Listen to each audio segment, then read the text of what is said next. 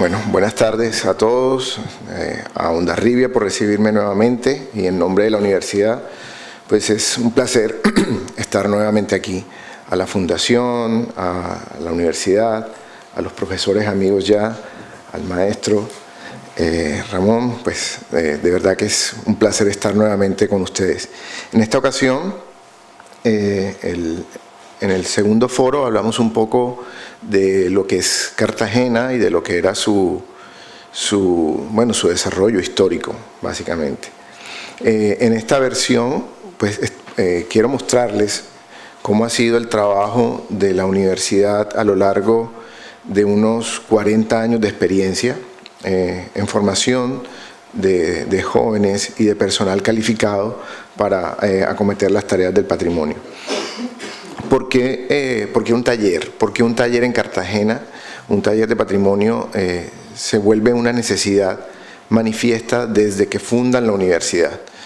Para orientarlos un poco, Cartagena pues está al norte de la costa caribe colombiana y es una ciudad, bueno, que como todos sabemos era una de las llaves de las Indias y que era un elemento fundamental dentro de la geopolítica del gobierno colonial español. Es tan importante que después de su fundación ya comienza a recibir los primeros asaltos piratas, ¿cierto? Y bueno, fundada por Pedro Heredia en 1533, ya unos 20 años después ya recibe su primer asalto y luego en 1586 el ataque de Drake obliga a que la ciudad deba ser fortificada.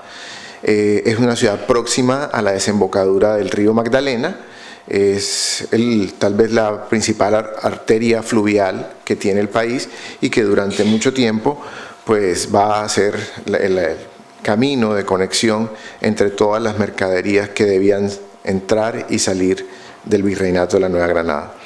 En pantalla tenemos una imagen actual de lo que es Cartagena, mirando en primer término los baluartes de San Lucas y Santa Catalina y bueno, los barrios del centro y San Diego. Ahí surgen una cantidad de edificios y tal vez la muralla se vea un poco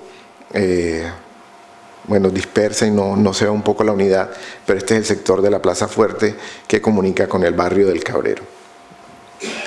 Obviamente, como todos saben, la importancia de Cartagena está pues, inscrita o está determinada por su posición en el Caribe colombiano y su centralidad en todo este territorio y de alguna manera pues hacía parte de la ruta de la Armada de los Galeones y de la flota que debía ir llevando mercaderías, pero también recogiendo los tesoros que debían regresar a España.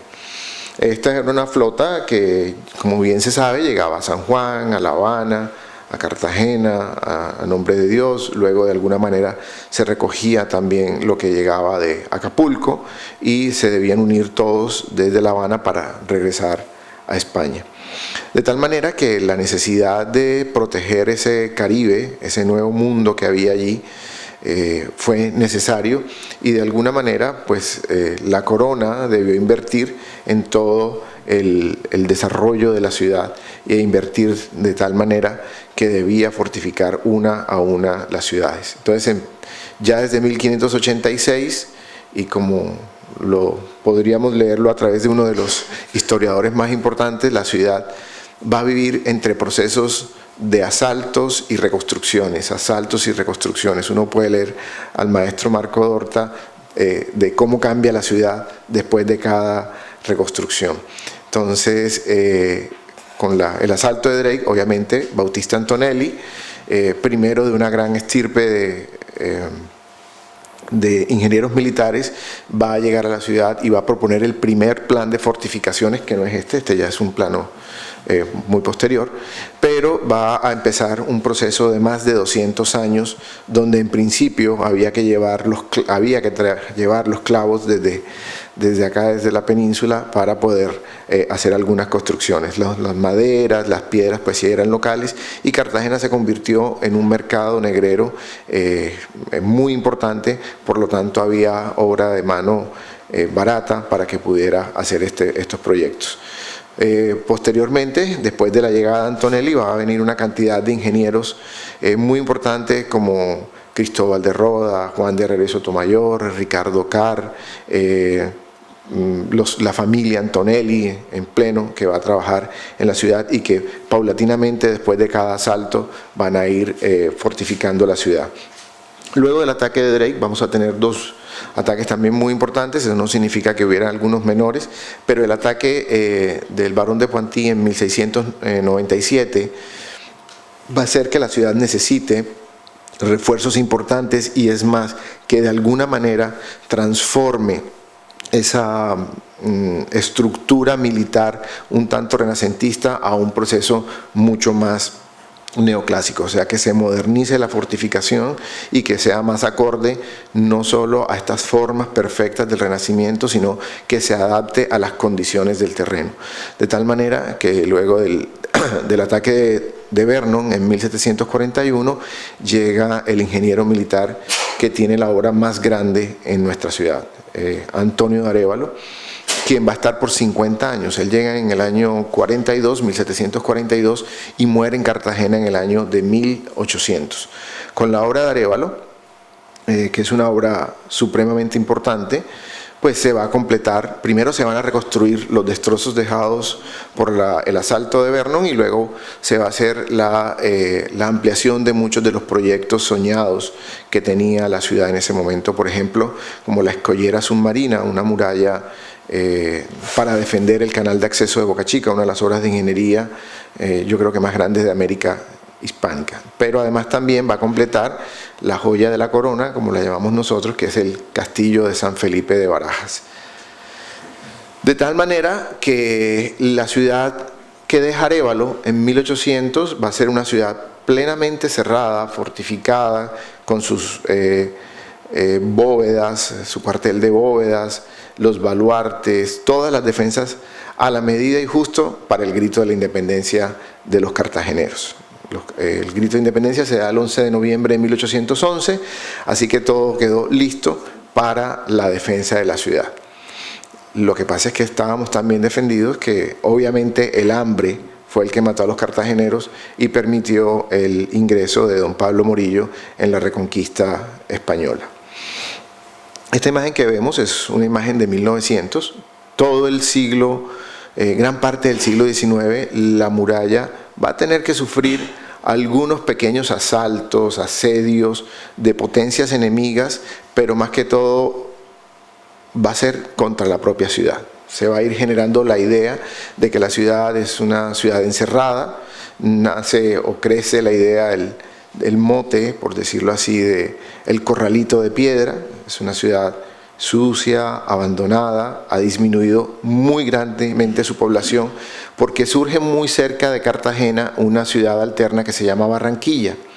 Barranquilla se va a convertir en un pequeño polo industrial que le va a permitir que toda la élite que vivía en Cartagena, cansada ya de las murallas, comience a abandonar la ciudad, y las ciudades coloniales como son Cartagena y Santa Marta, que están en la costa norte del país, pues lentamente descienda su interés.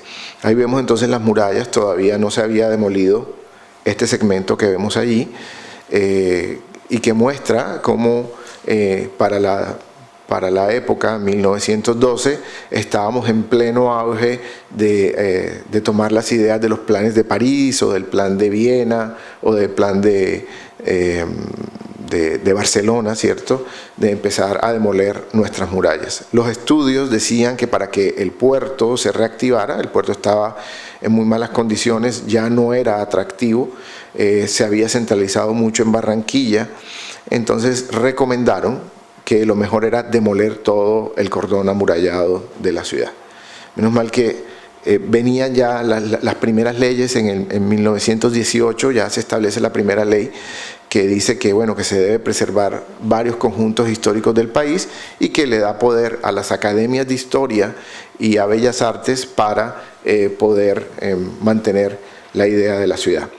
Esta es una imagen que cuenta mucho de esa ciudad de principios del siglo XX, una ciudad en una ruina económica bastante fuerte. Ya para entonces Barranquilla tenía unos 40.000 habitantes y Cartagena tenía 14.000. Hoy Cartagena es una ciudad de 1 millón de habitantes aproximadamente. De tal manera que todas las fortalezas quedan en ruinas. Ahí vemos el castillo de San Felipe, que ahorita más tarde lo veremos en todo su esplendor. Pero también hay una idea muy interesante y es cómo la comunidad comienza a preocuparse por sus fortificaciones. Si por un lado habían demolido algunos grandes segmentos de muralla, que es el castillo de San Felipe, una obra comenzada por Ricardo Cari y terminada por Arévalo, muy rápidamente porque se preveía otro asalto inglés, es una obra que durante todo el resto del siglo XIX va a estar abandonada. Parece una montaña, ¿cierto? Y va a quedar en el olvido y la gente pues se va a adaptar y va a vivir en ella. De tal manera que surge la Sociedad de Mejoras Públicas, que es tal vez uno de los estamentos más importantes en toda la historia de la preservación de la ciudad. Ahí vemos una imagen ya de los años 30, 40, cuando todavía se sienten una serie de barrios que están aledaños. Se llama Pekín, Pueblo Nuevo y Boquetillo. Estos barrios van a ser erradicados a finales de los años 40, eran barrios de gente tradicional de Cartagena, porque ya se empezaba a sentir un poco la necesidad de ir limpiando, entre comillas, de barrios que no interesaban al tema turístico. De igual manera, posteriormente se van a empezar a sacar otras edificaciones u otros usos que se van a considerar que van en contravía del turismo. Hoy, ¿qué es el patrimonio fortificado de Cartagena? Hoy son unos 17 baluartes que están en pie, más de unos 3 kilómetros de recorrido. El castillo de San Felipe de Barajas, que es una defensa externa que debía defender la entrada de tierra, la puerta de tierra de la Media Luna. Una serie de defensas en la bahía. Cartagena tiene 2 accesos a su bahía, una boca grande, ya no quedan mayores vestigios exceptuando la escollera submarina, y el canal de acceso de Boca Chica, un canal más pequeño, pero que tiene grandes piezas de arquitectura militar. Por ejemplo, está el fuerte de San Fernando, está el San José, la batería del Ángel San Rafael en el Alto del Cerro, una serie de baterías menores que hoy son material arqueológico, como son Santiago, San Felipe y Chamba, y bueno, una cantidad de elementos que son considerables. Además de eso, hay una serie de hornos, tejares, haciendas que servían para la producción de todos los elementos que se requerían para la construcción. Ahí vemos algunas imágenes en la parte superior, por ejemplo, el tendal del fuerte de San José, que hoy presenta grandes problemas porque con las mareas se inunda todos los días, está a flor de agua, así que presenta graves problemas. En la segunda imagen es un tendal casamata de la batería del Ángel San Rafael, una batería construida por Antonio Arévalo y recuperada a partir de unos estudios que hace un profesor de la universidad, y bueno, que ya tenía nociones de ella, y un grupo de estudiantes en una de las tesis que veremos más adelante. Una imagen ya más de la ciudad, y la puerta, una de las imágenes para mí más encantadoras de mi ciudad, si me perdonan, y creo que es la puerta de San Fernando en el fuerte pues, del mismo nombre. Ahí vemos el castillo de San Felipe de Barajas, ya lo había mostrado el año anterior, pero creo que es imposible que no esté, sobre todo porque sobre él ha habido muchas intervenciones, ¿no? O sea, luego de la limpieza, de la primera limpieza que hace Carlos Crismat, el fundador de la Sociedad de Mejoras Públicas y tal vez el primer restaurador de la ciudad, luego vendrían otros trabajos hasta los de Augusto Martínez, que va a hacer una de las baterías, la batería de Santa Lázaro, donde hoy se ubican las oficinas de la entidad que administra el conjunto fortificado de Cartagena de Indias. Hay un trabajo muy interesante y ha sido el trabajo de recuperar el entorno. Tal vez uno de los problemas más serios que presentan las fortificaciones de Cartagena son los entornos, ¿cierto? Hay muchas propiedades del patrimonio fortificado que se encuentran aún invadidas, ¿no? Entonces aquí vemos, por ejemplo, todavía no han podido, además ha habido muchas polémicas por algunos edificios que se han estado construyendo en el entorno y que pues de alguna manera distorsionan la imagen que debería tener el fuerte. De tal manera que, siendo que Cartagena fue declarada en el año de 1959 Patrimonio de la Nación, y en el año 84, cumplimos 30 años el pasado año, fue declarada Patrimonio de la Humanidad, pues obviamente había que tener personal calificado. En la región no había sino algunas escuelas en Barranquilla, pero de resto en las regiones más al hinterland de la región Caribe no había ninguna escuela que ofreciera un programa de arquitectura. Ahora, ¿por qué me estoy preocupando yo por esto? Porque hay que hacer de pronto un balance de cómo ha sido o de cómo hemos llegado a formar ese personal y qué estrategias, qué mediaciones, qué didácticas, qué dinámicas han estado en el proceso. Entonces es importante porque no solamente es necesario el papel de la difusión en cuanto al patrimonio, sino también es necesario tener el personal calificado y que sea de la misma región, que sienta los elementos que son importantes a esta situación. Digamos que el programa fue creado en el año de 1976 y ha tenido diversos momentos, ¿no? Un primer momento tal vez es el momento de la creación donde no había mayor experticia, ¿cierto? Luego hay un boom hacia los años 80 y 90 y posteriormente pues ha bajado el interés y hay una mayor diversidad de universidades, pero también hay una mayor diversidad de problemas que resolver. Sin embargo, en líneas generales, tal vez siempre la idea que ha mediado estos procesos va a estar determinado por una decisión de espacio, de tiempo y de significado. Tal vez epistemológicamente allí es donde subyacen los pensamientos y las problemáticas de los profesores que han pasado. Lo que nos interesa es la valoración del patrimonio y la apropiación en sí mismo por parte de la comunidad.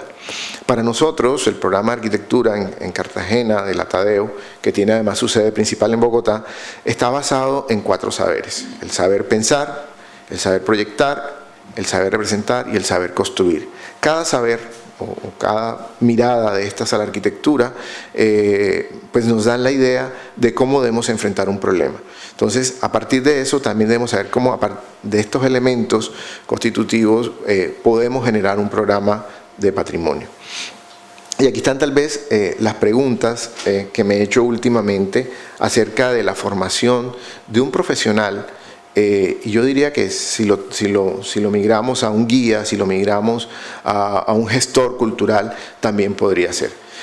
Y me he preguntado, por ejemplo, ¿en qué medida la Escuela de Arquitectura reconoce en su discurso formativo la importancia del patrimonio como un bien común y cómo este es mostrado en el ejercicio proyectual de los estudiantes? O sea, ¿cómo atacan desde los discursos que damos los profesores, desde el discurso de la propia universidad? Están implícitos esos quereres, ¿cierto? Eso es lo que me interesa descubrir en este momento. Los estudiantes conciben un proyecto arquitectónico del taller de patrimonio como una alternativa para capitalizar el patrimonio local y demuestran con sus proyectos ejercicios de recuperación como bien común. Tenemos una escuela, la de San Sebastián, muy cerca, ¿no?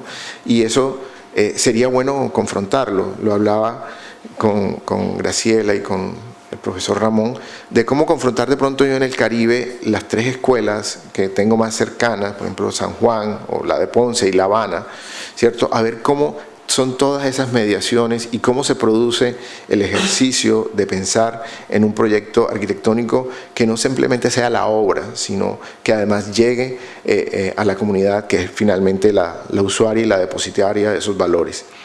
Los docentes reconocen a través de sus planes de curso discursos de patrimonio relacionados con nuevos debates o solo promueven respuestas proyectuales destinados a satisfacer las necesidades del mercado. Eso es un problema serio en nuestra escuela, dado que esta mañana yo oía el interés que tienen algunas de las ciudades como Bayona, como Pamplona, ¿cierto?, de que haya un poco más de turismo sobre el tema fortificado. nosotros estamos preocupados por el turismo, por el exceso de turismo. El turismo nos ha desplazado. En un texto del profesor Gutiérrez decía que la ciudad primero era para el habitante, luego el habitante del sector histórico, luego para los habitantes del resto de la ciudad, luego para el turista.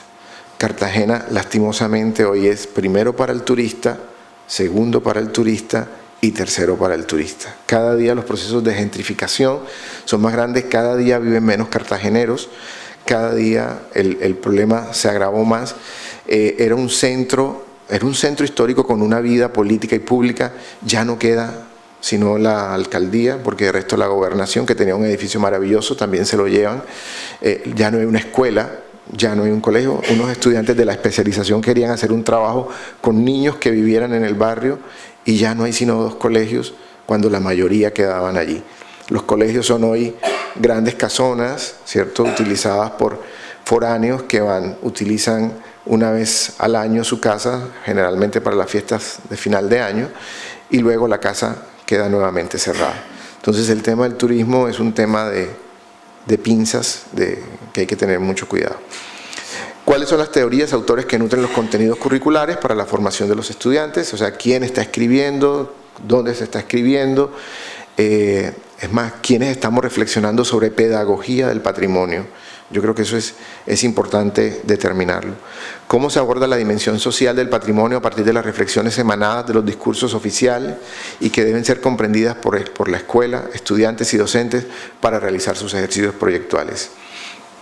Aquí vemos una imagen de un taller de patrimonio. Al centro, por aquí está de la imagen, es la batería del Ángel San Rafael, y nuestros estudiantes están proponiendo ejercicios cercanos a las fortificaciones. En este taller específicamente no se interviene sobre el monumento, sino qué propuestas pueden revalorizar el entorno. Este es un entorno de pescadores, así que esta batería, perfectamente restaurada hace unos 10, 15 años, bellísima, la inauguración estuvo muy buena, pero no hay nada ahí, no hay ninguna actividad. Solo expertos van, solo algunos estudiantes y la población que de vez en cuando sube. Entonces, ¿para qué restauramos? ¿Para quién cuidamos esa piedra? Entonces, hay proyectos de los estudiantes. Este es un taller especial que se hace a mitad de año. ¿Cómo se gestó todo el proceso? Esa es una historia que estoy tratando de construir en este momento, y en la historia me he encontrado con cosas muy importantes. Lo primero es un momento, el momento en que nace la universidad. Si bien el proceso de fortificaciones, yo diría que tiene unas 4 etapas. La primera etapa es una etapa empírica, ¿cierto? En la época en que Carlos Crismán, nuestro primer restaurador, casi hasta los años 40, comienza con algunas ideas de patrimonio y simplemente quieren volver a esa Cartagena una ciudad hidalga. Luego tenemos una etapa entre los 50 y 60, un poco más allá, en la que llegan los pioneros, ¿cierto? No son locales, los pioneros son Marco Dorta, Zapatero, que además nos van a contar una historia y que se juntan con un grupo de historiadores muy importantes como son Donaldo Vocerazo, de la Vega, Eduardo Lemaitre, que comienzan de alguna manera a encontrarse y la gente comienza a preocuparse por una ciudad y por una historia común.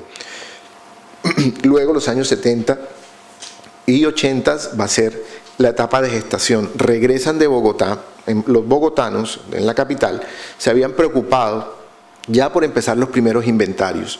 ¿De dónde salieron los primeros inventarios? De las universidades de los Andes y la Javeriana, con Germán Telles, Alberto Saldarriaga y un equipo de arquitectos interesados en la ciudad. En esas escuelas en Bogotá ya estaban los primeros cartageneros estudiando, Germán Bustamante, Alberto Zamudio, Rafael Luna, personas que son muy conocidas en el medio local allá y que de alguna manera van empezando a cimentar esta institución. A partir de los 80 y con el boom de la declaratoria, la universidad comienza a hacer foros. Hace 9 foros que lastimosamente ya no los hay, pero en esos 9 foros pues hubo lo mejor de lo mejor. Todos los pilares del tema de la restauración en América, Carlos Flores Marini, Carlos Chanfón, el maestro Ramón Gutiérrez, todos pasaban por estos foros, así como los italianos, Graziano Gasparini, en fin, todos fueron pasando y fueron eventos muy importantes, sobre todo en la formación de los estudiantes. En esa época era yo estudiante, así que todos fuimos de alguna manera nutriéndonos de ese boom y de todas esas experiencias. Ya se hacían unos reclamos que ciudades como Quito, Lima, Cuenca, Cusco, La Habana, una serie de problemas que ya se presentaban y que si yo diría cogemos los foros y volvemos a hacer un barrido, los problemas siguen iguales 30 años después. En uno de esos foros, la profesora Viñueles decía o hablaba de la necesidad de formar personal calificado. Hoy en Colombia hay 60 escuelas de arquitectura y solo 7 incluyen dentro de su programa ejercicios que tengan que ver con el patrimonio. Es una preocupación. Solamente hay 2 especializaciones o 3 y una maestría, ¿cierto? No existe ningún doctorado. De pronto el de historia busca formar, pero es un país grande con un vasto patrimonio interesante, patrimonio prehispánico, patrimonio colonial, patrimonio republicano y patrimonio moderno también de gran envergadura. Entonces es una idea de a quién le interesa el patrimonio. De igual manera, así como se iban haciendo esos foros, los profesores también iban y hacían cursos. Esos cursos, que eran como cursos de verano, motivaban a una gran población. El primer graduado de la universidad en el año 80, 81, Alberto Herrera, que hoy es un gran restaurador, su primer trabajo de grado es en patrimonio. Desde ese entonces se han tocado todos los temas, se ha hecho un barrido en diferentes etapas a diferentes obras, pero no solo eso, la escuela logró permear toda la costa caribe, porque se hicieron investigaciones en otras ciudades que, si bien no eran de patrimonio colonial, eran de patrimonio republicano, como Lorica, Cerete, Mompox, bueno, un gran barrido. Palenque, que es una población afrodescendiente muy importante, que ya es patrimonio de la humanidad, y eso permitió con el tiempo crear una especialización en conservación del patrimonio construido. Las tesis, como les decía, comenzaron a ser todas de patrimonio.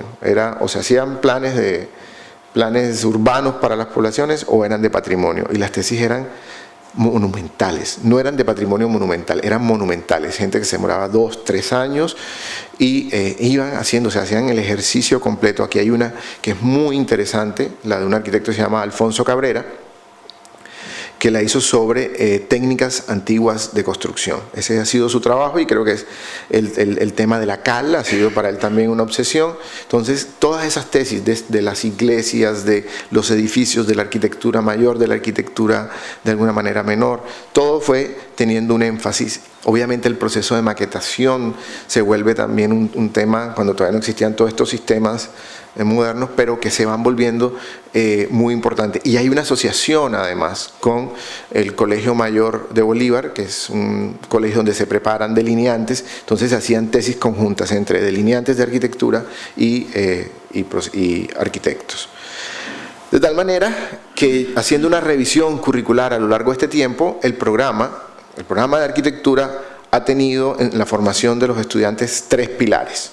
El primer pilar es un tema de la conservación del patrimonio construido como teoría e historia de la restauración, el componente teórico.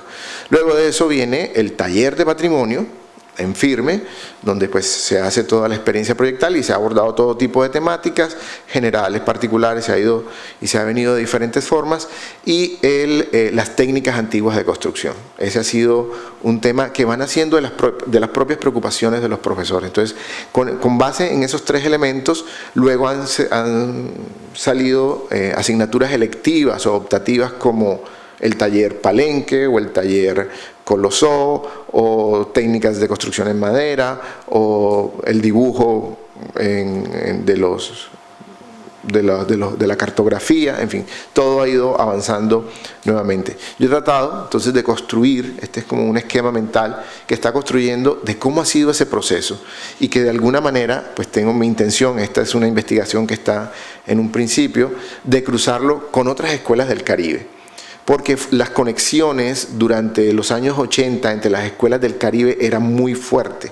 De Puerto Rico íbamos de Cartagena iban a Puerto Rico o iban a la Florida, y de La Habana, por ejemplo, yo tuve la oportunidad de ser de los grupos que iban a La Habana y estudiábamos allá, ellos venían, pero lastimosamente estas conexiones se han perdido, y por eso me alegra ver cómo todo se está tendiendo esta red sobre el sistema pirenaico, porque es muy interesante. Entonces aquí hay pues una serie de elementos de currículo que yo pretendo ver cómo se van gestando en una nueva malla del patrimonio, una cosa más pensada, ¿no? Cuáles son los propósitos, como la valoración del patrimonio y las acciones de salvaguardia. La enseñanza mediada por nuestro esquema o nuestro modelo pedagógico, que tiene que ver con el pensar, el representar, el proyectar, el construir.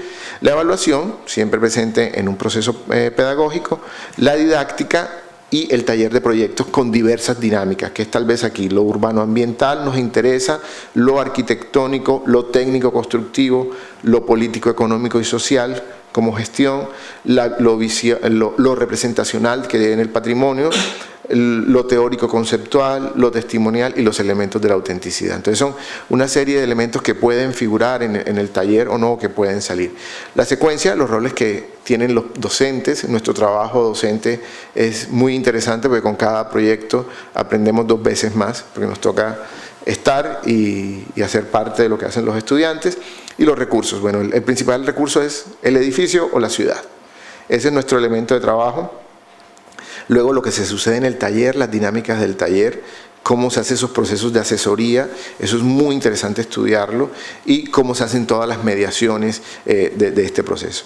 Pero lo más importante es el contexto, un contexto que está cargado de identidad, de memoria y de territorio.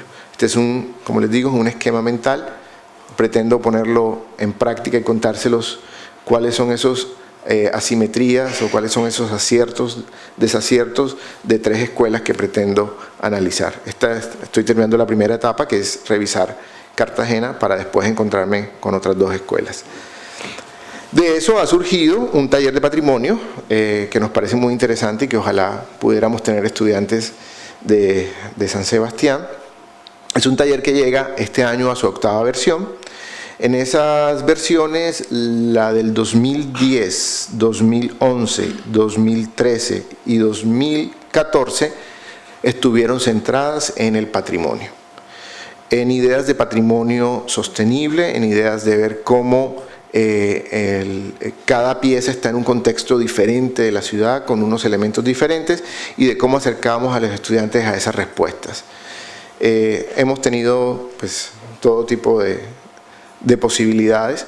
Es un taller integrado por 4 módulos, donde hay un módulo de proyectos, ¿cierto?, donde el estudiante propone, ¿cierto?, donde se le permite un poco trabajar ideas, traer ideas contemporáneas, traer ideas adaptadas al entorno, o en fin, tomar una posición frente al patrimonio, que para nosotros es muy importante. Hay ejercicios de arquitectura efímera, hay ejercicios un poco más estables, pero que siempre tengan una lectura sobre lo que es el patrimonio fortificado. El taller se sucede, tal vez el momento más importante es el módulo del comité, donde hay unos 6 profesores, ¿cierto?, con diferentes miradas y diferentes tareas.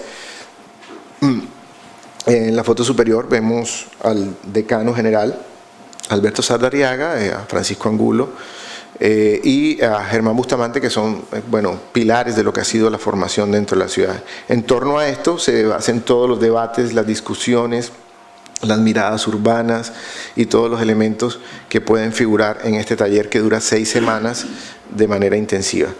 Gran parte de ese ejercicio es este trabajo, y al cual yo le he apuntado mucho, no solo por hacerlo, sino por construirlo. Cómo se hace la mirada pedagógica a una visita de formación. ¿Qué pretende uno como docente en una visita de formación? Entonces ahí están estudiantes de diferentes promociones en diferentes sitios de la ciudad, el Cuartel de las Bóvedas, en San Fernando, en San Felipe, en el Ángel San Rafael, ¿cierto?, que son pues momentos importantes y de los cuales el estudiante debe aprender cómo se convive en el contexto, sobre todo porque todas estas piezas están en sitios que son un poco complejos y que tienen dinámicas sociales totalmente diferentes. Debo recordar que Cartagena, si bien es una ciudad turística, comercial, muy importante, que mueve gran parte del comercio del país, también es una ciudad que el 40% de su población está bajo la línea de pobreza, o sea que es una ciudad que vive en unas condiciones bastante complejas. Otro módulo que interesa mucho a los estudiantes y que se ha ido reforzando con el tiempo es el de técnicas antiguas. No solamente conocer la técnica, practicar la técnica, ¿no? Entonces los estudiantes pasan por los talleres para hacer balaustres, para aprender las pinturas al temple, para armar arcos, para aprender trazados, todo aquello que de pronto queda de alguna manera empírica, pero que hacen parte del repertorio formal de la ciudad, es uno de los atractivos que tiene este taller, que ha salido como una respuesta a todo lo que ha sucedido. El taller pues obviamente también ha dado 2 publicaciones muy importantes, ya está por salir la tercera. El primero es Vivienda y Patrimonio y el segundo es Arquitectura y Patrimonio Sostenible, el de Patrimonio Sostenible ubicado en el entorno de Boca Chica. De tal manera que, bueno, lo que quería contar era un poco esta experiencia de lo que es la universidad. El taller ha cambiado, ha modificado, ha surgido, pero lo que nos importa es la preparación y la invitación, como se lo decía de pronto a Miren, es ver no solamente cómo hacemos todas estas obras de recuperación, sino también cómo la gente la hacemos partícipes de ellos. A mí me interesa también, por ejemplo, el trabajo con niños, entonces participamos también con la institución que maneja las fortificaciones ahora, que es la Escuela Taller Cartagena de Indios, en la campaña y los ejercicios que se hacen los niños, porque es que ellos, para muchos en la ciudad, el castillo de San Felipe está ahí y hay personas de 40, 50 años que no conocen el castillo. Han nacido en Cartagena y nunca han ido al castillo de San Felipe, por ejemplo. Todos los domingos es gratis, pero ellos, cada domingo del primer mes es gratis, pero no se toman el tiempo de ir. Yo a veces digo que es el excesivo calor que no nos invita, ¿cierto? Pero bueno, muchas gracias.